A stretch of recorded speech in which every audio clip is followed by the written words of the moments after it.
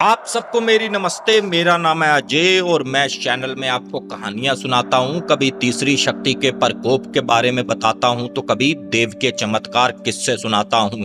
मेरे से इंस्टा पर एक ने सवाल पूछा था कि भाई तांत्रिक कितना पावरफुल होता है भैया, ये बताओ और उससे हम कैसे बच सकें। तो यहाँ से मैं आपको ये बता दूं, अगर जिले में जो डीएम होता है आपको उसकी हर बात माननी होती है। और इसी तरीके से ही अगर कोई सिद्ध तांत्रिक आपके सामने आ जाए तो भाई उससे बहस ना करें, उसके आगे हाथ जोड़ें और अपना रास्ता बदल दें। और जिनका आर्टिकल मैं आपको आज का सुनाने वाला हूं, सेकंड पार्ट, उसमें आरती एक सिद्ध तांत्रिक बन चुकी थी। और सिद्ध तांत्रिक का तो भाई कमाल इतना तगड़ा होता है, बस उन्होंने आपकी आंखों के आगे देखना है और उसके बाद जो वो तांत्रिक चाहेगा वही आप करोगे, जो वो तांत्रिक आपको दिखाना चाहेगा वही आप देखोगे। आइए शुरू करते हैं इसी के साथ आज का सेकंड पार्ट। अगर आपने पहला पार्ट इस वीडियो का नहीं देखा तो डिस्क्रिप्शन खोलें, वहां पर मैंने लिंक रख दिया है, वहां से आप पहला पार्ट विजिट कर लें। और मैंने आपको लास्ट में ये सुनाया था, लास्ट तक हमारी कहानी पहुंची थी। एक कमरे में खड़े होकर संजीव का दोस्त नीरज और संजीव की मम्मी और दिव्या सब लोग ये बात कर रहे थे कि भाई ये जो हमारे कमरे में ब्लैक मैजिक के कुछ एक सिम्टम्स दिखे हैं और ये कर कौन रहा है। अब यहाँ पर नीरज अपने दोस्त से कहता है कि भाई तेरे को तो किसी पर शक नहीं है, क्या पता हमारा मकान बन रहा हो तब शायद किसी ने कुछ ऐसा किया हो। तो यहाँ पर उसका दोस्त नीरज ये कहता है कि संजीव यार एक बात मैं तेरे को ये बताना चाहता हूँ, जब तूने अपने मकान की जिम्मेदारी मुझे दी थी कि भाई देखते रहना रात बेरात उठ कर भी, तो यहाँ पर मैं हर रात को जैसे ही बाथरूम के लिए उठता था तो एक रात जैसे ही मैं उठा हूँ और उस दिन क्या था, आंधी तूफान का दिन था, बरसात भी आ रही थी और लाइट का भी ऐसा था, आना जाना लगा हुआ था। और एक औरत तुम्हारे मकान के अंदर से मुझे निकलती हुई दिखाई दी। जब मैंने पूछा कि भाई कौन है तो वो औरत वहां से भाग गई। मैंने अपने घर का मेन दरवाजा खोला, चलो जी जाकर उसको पकड़ूं, लेकिन तब तक भाई वो समझ लो हर गली से गायब हो चुकी थी। फिर मैंने तुम्हारे मकान में जाकर देखा, क्या पता कुछ रख कर गई हो, कोई टोना टोटका कर गई हो, लेकिन भाई मुझको तुम्हारे मकान में कुछ भी पड़ा हुआ नहीं मिला। अब यहाँ पर संजीव की मम्मी ये कहती है कि बेटा ऐसा करो, किसी पंडित से बात करो, यहाँ पर नीरज और संजीव तुम जाओ पंडित जी को बुला कर लाओ। अब यहाँ पर इतनी इनकी बात चल रही थी तो जो संजीव की पत्नी थी दिव्या, उसका ये कहना है कि भाई सफर से मैं अभी काफी ज्यादा थकी हारी आई हूँ, ऐसा करती हूँ मैं अपना नहा धो लेती हूँ। और दिव्या यहाँ पर चली जाती है अपने कमरे में और ये जैसे ही घुसती है और इसने अपनी अलमारी खोली तो यहाँ पर दिव्या की चीख निकल गई। अब ये जैसे ही चीखी है तो पीछे से सब लोग भाग कर आए इसके पास, बोले जी क्या बात हो गई। तो यहाँ पर दिव्या का कहना था कि दीदी देखो, मम्मी देखो, जो भी मेरे कपड़े थे ऐसा लग रहा है किसी ने ब्लेड से काटे हों या चूहा कुतर गया। अब ये जब सब लोगों ने देखा तो उनके भी होश उड़े। और यहाँ पर जो नीरज था संजीव का दोस्त, उसका ये कहना था कि भाई बुरा मत मानना, तुम्हारे घर में कोई तगड़ा टोना टोटका कर गया है। अब यहाँ पर दिव्या काफी ज्यादा रोने लगी कि भाई सब कुछ मेरी वजह से हो रहा है, जब से मैं तुम्हारे घर शादी होकर आई हूँ तब से ही ये कहीं ना कहीं चीजें दिखनी सुननी हो रही हैं। अब यहाँ पर उसको रोते को चुप करवाने के लिए आई संजीव की बहन। उसने कहा कि बहन तू टेंशन मत ले, तू तो मेरी छोटी बहन की तरह है, और कपड़े की बात है तो कपड़ों का हमारे पास कोई कमी थोड़ी ना है, ले पकड़, मेरे 10 सूट चाहिए, 15 सूट चाहिए, कितने सूट चाहिए तू अपना ले पहन, और जरा सी चीज के लिए मन छोटा मत कर। यहाँ पर संजीव की मम्मी ये बोली कि बेटा तुम देर मत करो, तुम दोनों जाओ पंडित जी को बुला कर लाओ। अभी ये जैसे ही जाने को हुए थे, पंडित का नाम लिया तो दिव्या के ठीक पीछे यहाँ पर किसी ने इस तरीके से काफी तेज थप्पड़ मारा और दिव्या एकदम नीचे गिरी। और जैसे ही नीचे गिरी है तो अब इसकी भाषा यहाँ पर बदलती हुई दिखाई दी, काफी ज्यादा गुर्राने लग गई। अब जैसे ही संजीव ने सोचा चलो जी इसको मैं थोड़ा संभालूं, तभी इसका दोस्त नीरज इसका हाथ पकड़ लेता है और ये कहता है कि भाई 2 मिनट रुक जा, मुझे कुछ सीन बदला हुआ लग रहा है, लगता है इस पर कोई प्रेत हावी हो गया है, एक बार बोलने दो, क्या पता क्या उसकी डिमांड है। और दिव्या काफी गुर्राती हुई चीखती हुई उठी और पता नहीं किस भाषा में बात कर रही है, जब सामने से नीरज ने आगे आकर ये कहा उस प्रेत से जो दिव्या पर सवार था कि अगर आपको कोई भी डिमांड है तो आप बताओ, और पहली बात आप हमारी भाषा में बात करो। लेकिन दिव्या तो जैसे इनकी तरफ ध्यान ही ना दे, जो भाई प्रेत था और पता नहीं किससे बात कर रही थी, जैसे कोई सामने खड़ा हो और दिव्या उससे बात कर रही थी। इतने में ही दिव्या उठी है और ठीक अपने ड्रेसिंग के सामने बैठ जाती है, जहां पर मैंने आपको बताया था कि सारा सामान उसका कमरे में अभी भी फैला हुआ था। जो जमीन पर पड़ी चूड़ियां तो दिव्या ने उठाई, धीरे धीरे वो अपने हाथों में पहनना शुरू कर दी, और जो नीचे जमीन पर सिंदूर फैला था वो अपने चेहरे पर मल रही है। ये नहीं कि इतना सा यहाँ पर लगा लूं, इस तरीके से। और अभी तक तो जो रो रही थी अब ये हल्का हल्का मुस्कुराना शुरू कर गई। अब ये जैसे ही 3 कदम बढ़ा है आगे संजीव की, दिव्या ये तुम क्या कर रही हो, इस तरीके से थोड़ी ना होता है। और संजीव की नजर जैसे ही शीशे के अंदर पड़ी है, दिव्या को उसने देखा है, तो यहाँ पर संजीव भी डर गया, क्योंकि जो दिव्या है काफी ज्यादा उसमें बड़ी दिख रही है। नॉर्मल सा चेहरा इतना होता है लड़की का, लेकिन उसको इतना बड़ा और इतना बड़ा लग रहा है, और उसमें आंखें भी पलटी हुई दिख रही हैं। अब यहाँ पर दिव्या यही कह रही है कि भाई मेरी मुंह दिखाई का टाइम है, मैं इसलिए तैयार हो रही हूँ। तो यहाँ पर फिर संजीव कहता है कि भाई तूने किसे मुंह दिखाई करनी है। तो यहाँ पर फिर उसका दोस्त नीरज कहता है कि भाई इस समय तेरी घरवाली दिव्या नहीं है, इसके अंदर कोई ना कोई प्रेत है, वो बोल रहा है। हम ऐसा करते हैं, चलो जी पंडित जी के पास चलते हैं, उनको बुलाकर लाते हैं और सारी उनको व्यथा बताएंगे, हमारे घर का निवारण भी हो जाएगा। अब यहाँ पर नीरज चला जाता है संजीव के साथ, पंडित जी को सारी बात बताता है कि पंडित जी ऐसी ऐसी समस्या हमारे घर में आन खड़ी है, प्लीज आप आइए, कुछ तो भाई निवारण करिए।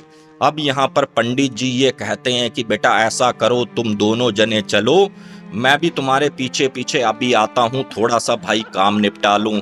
अब ये दोनों जने जैसे ही घर आए, दिव्या थी अपना पूरा खेल दिखा रही थी, कभी इधर घूम रही है कभी इधर घूम रही है, और ये समझ लो पूरे चेहरे पर इसने अपने सिंदूर वगैरह मल ली। अब इतने में जैसे ही नीरज और संजीव घर पहुंचे हैं तो उसकी मम्मी ने कहा कि बेटा क्या हो गया, क्या बोला पंडित जी ने। तो यहाँ पर नीरज बोला आंटी चिंता मत करो, पंडित जी ये कह रहे हैं हम 1 आध घंटे में अभी आते हैं। और इतनी इनकी बात चल रही थी, सब लोग एक कमरे में थे और बाहर से दरवाजा खटखटाने की आवाज आती है। तो यहाँ पर संजीव की मम्मी बोली कि इस समय कौन आ गया। पहली बार जब दरवाजा बजा तो इन्होंने कोई भी रिस्पॉन्स नहीं दिया, क्योंकि इधर दिव्या काफी तेज तेज जमीन पर हाथ मारकर कभी हंस रही है कभी कूद रही है। यहाँ पर संजीव बोला कि मुझे तो पता नहीं कौन आ गया। अब जैसे दोबारा फिर दरवाजा बजा है और एक आवाज ये आई कि ताई दरवाजा नहीं खोलोगे, मैं आरती आई हूँ, ताई तुम्हारे घर आई हूं, दरवाजा तो खोलो। और देखो तुम्हारी देवरानी भी आई है दुल्हन को मुंह दिखाई के लिए, कुछ देने के लिए। अब जैसे ही भाई साहब संजीव बोला कि ये कहां से आ गए, तो यहाँ पर संजीव की मम्मी बोली कि बेटा एक बात ध्यान रखना, उनको ये कह देना कि हम लोग घर में नहीं हैं और ज्यादा मुंह लगाना मत, और उनको जल्दी से जल्दी यहाँ से रवाना कर दे। अब संजीव कहता है ठीक है मम्मी। अब ये जैसे जाता है तो अपनी चाची को नमस्ते करता है और अपनी जो इसकी आरती बहन थी उसको भी कहता है क्या कैसे हो। अब ये लोग जैसे ही अंदर आते हैं बैठते हैं और संजीव से ये कहते हैं कि भैया भाभी कहाँ हैं, एक बार मुंह दिखाई करवा। देख संजीव, तेरी शादी पर हम नहीं आए, उसके लिए हम क्षमा प्रार्थी हैं। यहाँ पर संजीव कहता है कोई बात नहीं भाई, हमको पता है, क्या पता कहीं आप फंसे हुए हो, चलो जी कोई बात नहीं, लेकिन इस समय वो आपको मिल नहीं पाएंगे। थोड़ा सा ना वो बाहर गई हुई है मम्मी के साथ दिव्या, और देखो शाम तक आएगी। अब ये जैसे ही बोला तो आरती बोली कि संजीव क्यों झूठ बोल रहा है, तेरी आंखें साफ साफ कुछ और बोल रही हैं, तू अपने मुंह से कुछ और बोल रहा है। इतना इसने बोला है तो अंदर से दिव्या की गुर्राती हुई आवाज आई, अरे ये बुढ़िया और इसका लड़का झूठ बोल रहा है, मैं तो अंदर ही हूं। अब यहां पर जैसे आवाज आई तो आरती बोली कि हाँ भाई संजीव, तेरी पत्नी की आवाज है ना, ये दिव्या की आवाज है ना, और तू बता झूठ बोल रहा है क्या? हम तेरे घर आए हैं इतने सालों के बाद, क्या भाई तुझे खुशी नहीं हुई, या हम यहाँ से चले जाएं? हमने तो सोचा था चलो जी एक आधी रात रुकेंगे, अपने भाई से बात करेंगे और हमारे ताऊ से बात करेंगे। और यहाँ पर आरती क्या कर रही थी, कहीं ना कहीं हिप्नोटाइज भी क्रिएट करती जा रही थी, वशीकरण। सबकी आंखों में बारी बारी ये देखती जा रही थी, क्योंकि इसको जो दिखाना था वो ये सारे चीजें सीख चुकी थी। अब यहाँ पर फिर से आरती कहती है भैया अपनी पत्नी को बुला, जरा हम मुंह दिखाई तो कर लें। अब यहाँ पर संजीव कहता है चलो जी ठीक है, मैं अभी देखता हूँ। और संजीव उनको बाहर बरामदे में बैठकर ठीक अंदर चला जाता है अपनी मम्मी से बात करने के लिए। इतने में क्या होता है, जो पंडित जी को बोला हुआ था वो पंडित जी भी दरवाजे से अंदर आ जाते हैं और आरती से कहते हैं कि दीदी ऐसा है, आपके ये संजीव ने मुझे बुलाया है, जरा उनको 2 मिनट के लिए बुला दो। यहाँ पर जैसे ही संजीव आता है और ये कहता है कि पंडित जी आप आ गए? हाँ जी आ गए, अब बताओ क्या समस्या है। अब संजीव ने एक नज़र इनकी तरफ देखा, अपनी चाची और चाची की लड़की की तरफ। तो यहाँ पर आरती बोली क्या बात हो गई संजीव, हमको बता। और ये पंडित क्या कर लेगा, ये 25-26 साल की उम्र का लड़का, इसको भगा, इनके बस की कुछ नहीं है, तो इनको घर से निकाल। यहाँ पर संजीव कहता है कि देखो आरती 2 मिनट रुक जाओ, हमारे घर में थोड़ी सी ऊपरी समस्या हो गई है और उस वजह से भाई पंडित जी को बुलाया है। तो आरती फिर कहती अरे इसको भगा दे, इसको कुछ नहीं आता, ये क्या कर लेगा, और ये ऊपरी फूपरी समस्या कुछ नहीं होता, कोई नहीं होता, भूत प्रेत आत्मा सब बकवास की बातें होती हैं। अब यहाँ पर वो पंडित जी कहता है कि भाई मेरी इंसल्ट करने के लिए बुलाया है क्या अपने घर? ठीक है मैं यहाँ से जा रहा हूँ। फिर से आरती कहती है अरे भैया जा ना, फिर तीसरी बार बोल रही हूँ, क्यों तू रुका हुआ है, जा अपना काम धंधा देख, मंदिर में कहीं कर पूजा पाठ, यहाँ क्या लेने आया है। अब ये इतना बोलता है, बोलती है आरती, और वो पंडित भी चला जाता है। अब वो जैसे ही भाई साहब बाहर को निकल गया, इतने में संजीव जाता है नीरज के पास कि भैया ऐसे ऐसे पंडित जी को भगाया। ये दोनों जने अंदर से घर से आते हैं और ठीक पंडित जी के आगे हाथ जोड़ते हैं कि पंडित जी आप बुरा मत मानो, ये ऐसे ऐसे मेहमान आए हुए हैं और हमको लगता है और थोड़ा सा शक भी है कि जो हमारे घर में प्रेत बाधा चल रही है कहीं ना कहीं इनकी वजह से है।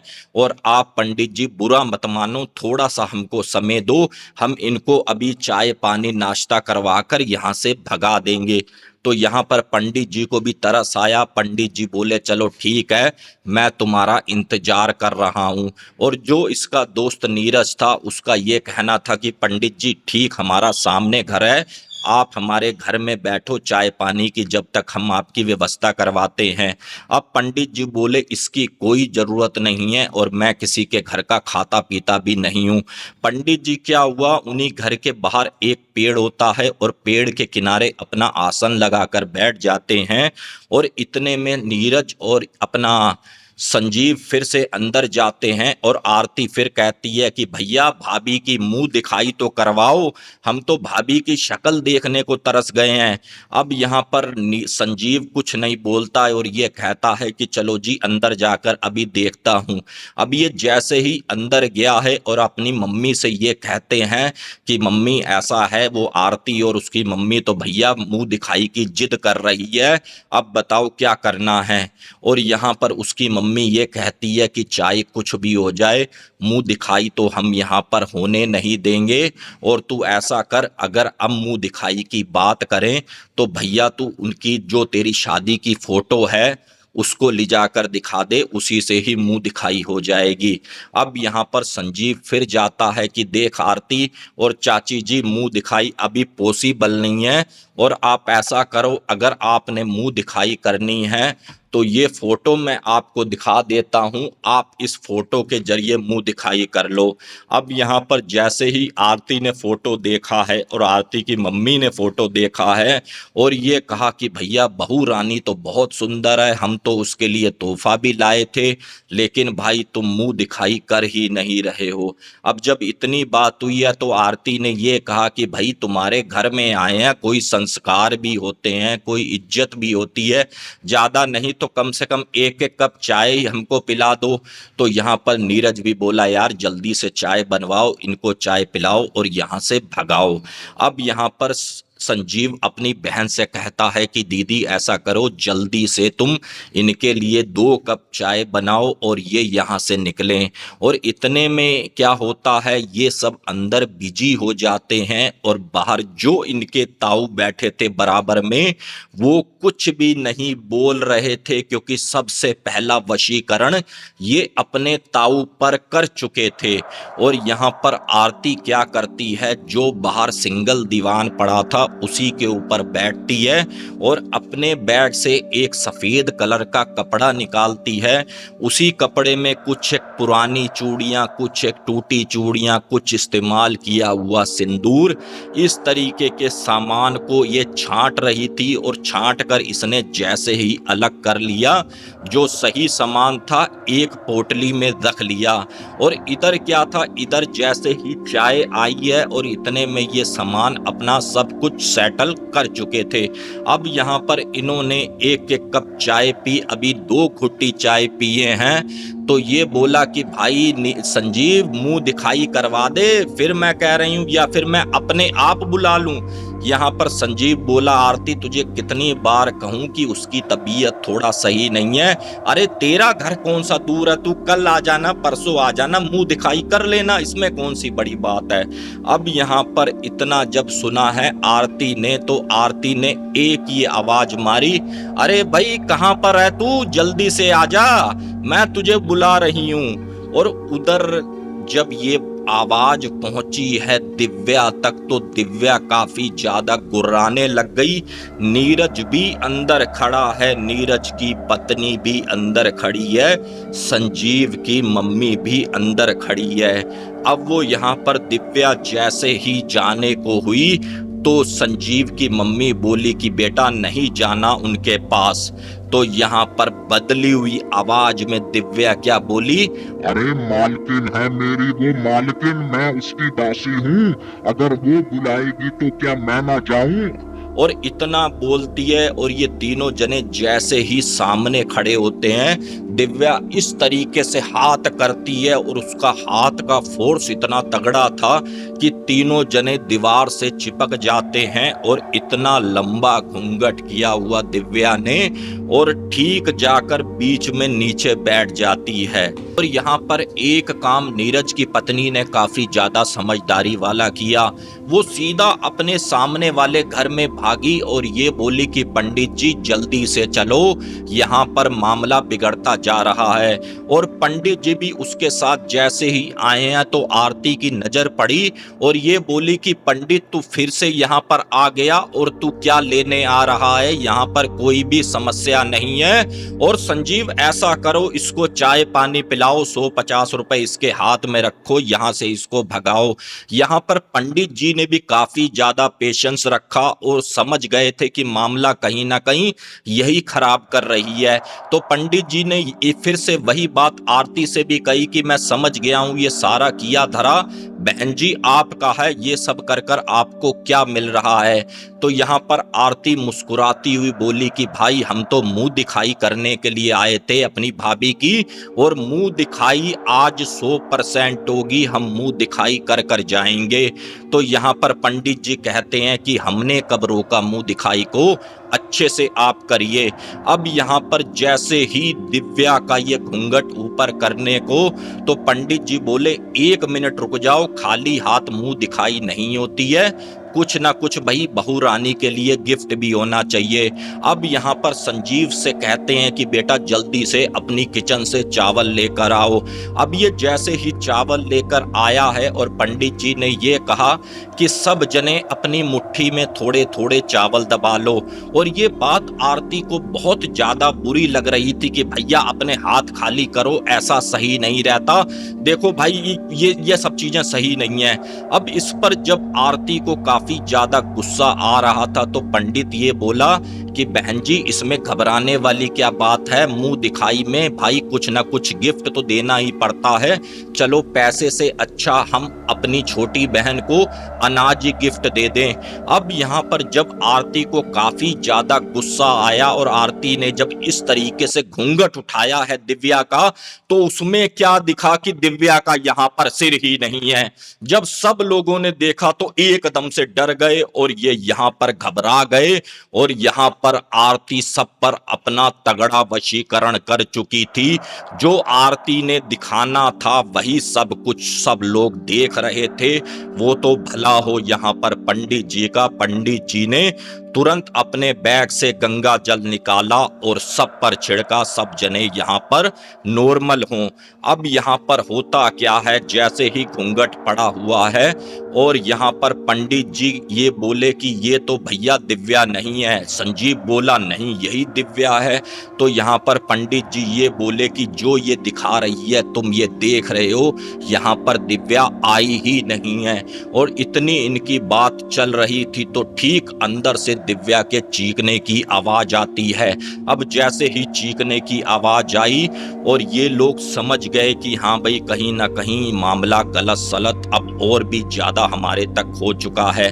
और पंडित जी ने फिर से उनको कहा कि मैं देखो आखिरी बार कह रहा हूं कि आप लोग यहाँ से चले जाओ, नहीं तो मुझे दूसरा रास्ता भी अपनाना आता है। तो यहाँ पर काफी ज्यादा गुस्से में आरती ने जो गिफ्ट पैक किया था सफेद कपड़े में चूड़ियां फूड़ियां उठी है और उन्हीं के आंगन में पैर से वो चूड़ियां तोड़ देती है। जैसे ही चूड़ियां टूटी से दिव्या भागती हुई आई और आरती के पास आकर खड़ी हो गई।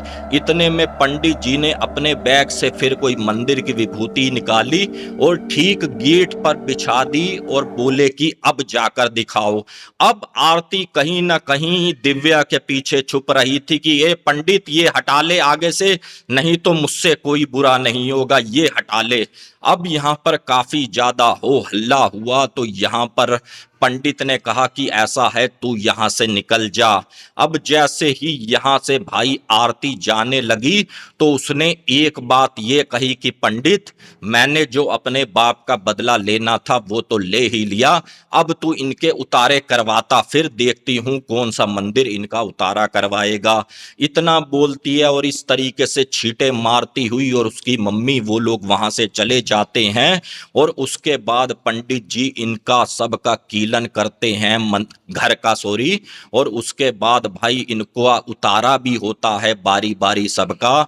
लेकिन यहाँ पर इनको 2 साल 5 साल 6 साल बीत गए लेकिन इनको यहाँ पर प्रेत दिखना बंद नहीं हुआ। और ये 3 से 4 बार मेहंदीपुर बालाजी भी जा चुके हैं, वहां भी इनको कोई फर्क नहीं दिखा। लेकिन हाँ कुछ उपचार ऐसे हुए जिससे कि भाई दिव्या के पास 2 संतानें हैं और जो संजीव का छोटा भाई कोइंसिडेंट ही कहूंगा उसका नाम भी नीरज था, उसके पास उसकी भी शादी हो गई और लास्ट में इनको वो मकान छोड़ना पड़ा और उनकी पैसे की बात करें तो भैया पूरी कहानी उनकी आज भी डामाडोल चल रही है। जो 4 एकड़ जमीन बची थी, बेईमानी से इन्होंने रखी थी, वो भी उनकी बिक गई। पैसे से भी ये लोग सब का सब बेकार हो गए। और ये छोटा सा आर्टिकल मुझे किसी और ने नहीं, दिव्या ने भेजा है और ये कहा है कि अजय भैया ये पूरा इंसिडेंट सन 2007 के करीब हुआ था और आज भी वो कहीं ना कहीं हमको प्रेत दिखती है। और उसके बाद मुझे नहीं पता कि भैया आरती कहाँ चली गई और मेरे पति की चाची कहाँ चली गई। बाकी फ्रेंड्स, ये छोटा सा आर्टिकल आपको पसंद आया तो प्लीज़ चैनल को सब्सक्राइब, प्यारा सा कमेंट जरूर करना कि ये स्टोरी आप कहाँ से देख रहे हो। मिलते हैं फिर किसी और न्यू हॉरर स्टोरी में। जय हिंद, जय भारत।